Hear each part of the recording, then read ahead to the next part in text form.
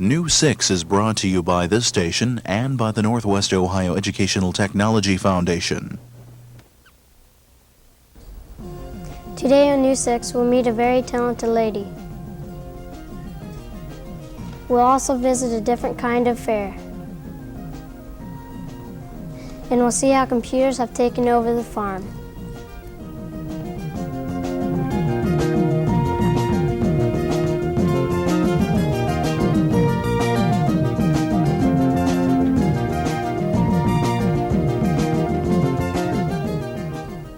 Hi, and welcome back to New 6. I'm Shonda Kendall from New Cleveland Elementary School in Ottawa, Ohio. Here with a story from Down on the Farm is Greg Liebeck. In the past, a lot of people thought computers could only be found in business offices. Not anymore. Computers are appearing everywhere now, even on the farm. Gary Kubin, a dairy farmer who lives in the New Cleveland district, now has a computer which monitors his dairy cows. Doesn't look like a place where computers have taken over, does it? But modern technology has moved into a dairy owned by Gary Kuman. Gary installed computers to help his cows produce more milk. Here's how it works. The cows wear a metal tag around their neck. Each tag is different. A cow walks into a feed bin and places its head in the bin. The computer senses the tag and releases the amount of food programmed into the computer for that cow. What are the advantages of the computerized feeding? If a cow eats too much feed, a cow will have an upset stomach, and this cow, naturally, she don't feel good, she will not milk good, and she'll go off on milk. So to keep a cow feeling good, you gotta feed her a ration every day that's what she wants to have, what it takes her to produce the amount of milk she's planning on giving. So every 6 hours, the printout will print a tape of all the cows that did not eat their ration for that day. Healthy cows produce more milk. The computer also allows Gary to see which cows did not eat 75% of their allotted food. By reading the printout, Gary is able to see a lot easier if a cow is sick. It's an utterly fantastic topic, and we're going to stop this story now before we milk it dry.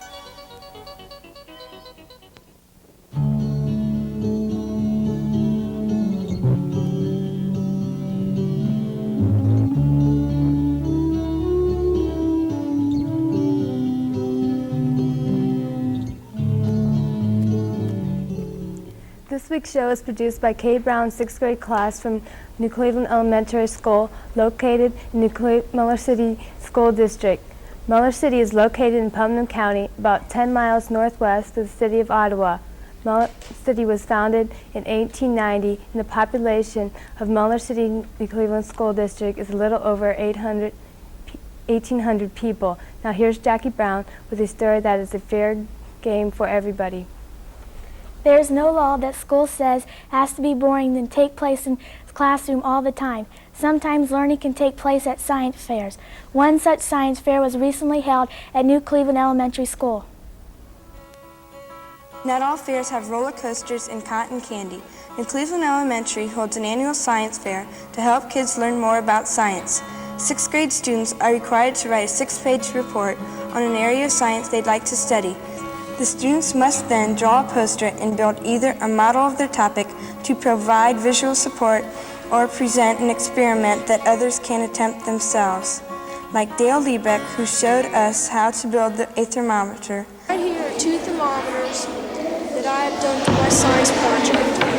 Right here is a heated thermometer with hot water. Here is a cold thermometer with cold water.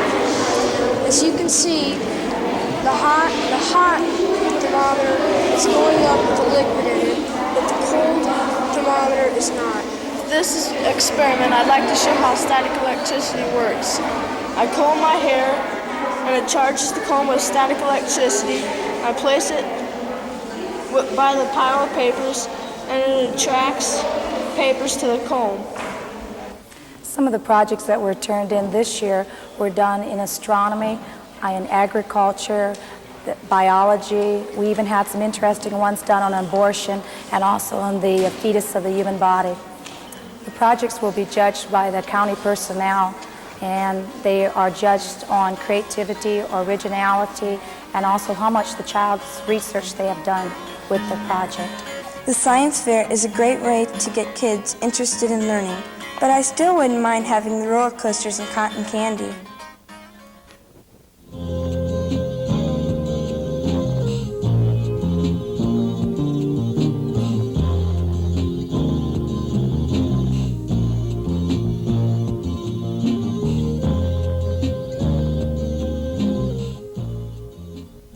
Now it's time for Kids View, a weekly feature in which kids get to say what's on their minds. This week's question is, if you were stranded on a desert island, what would you like to have with you? And it was submitted by Jolie Pauly. Here's what you had to say. I'd take a book in case I got bored. I would take a gun for protection and a knife to get food. If I were on a deserted island, I would take along a beach towel and a swimsuit. If I was on a desert island, I'd bring my fishing pole. If I was deserted on a desert island, I would take along a pair of sunglasses and a change of clothes. I'll take my Carpet kit for comfort at night. I would take along my sleeping bag, my pillow, and my teddy bear. I'd bring my jam box so I could listen to music. I would take my curling iron and the rest of my hair products so that I would look pretty. I'd bring along my towel and my rubber duck. If I was stranded on a desert island, I'd bring my friend Rob.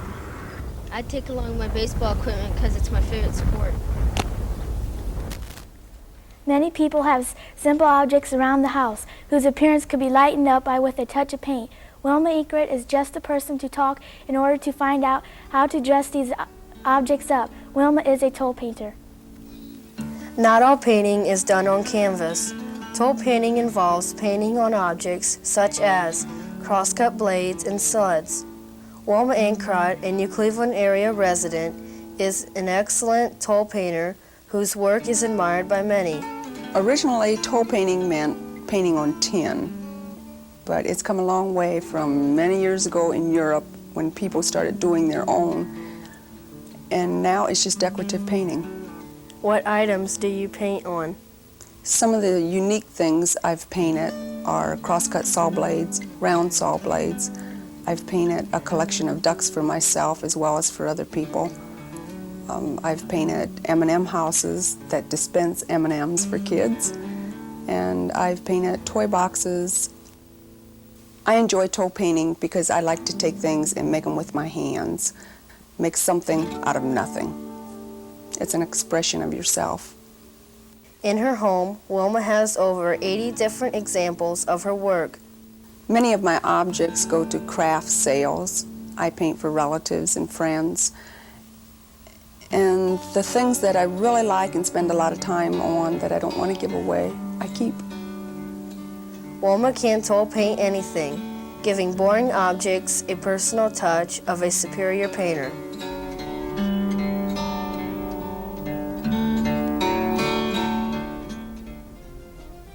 That's all for this week's show. We hope to see you again on News 6 real soon.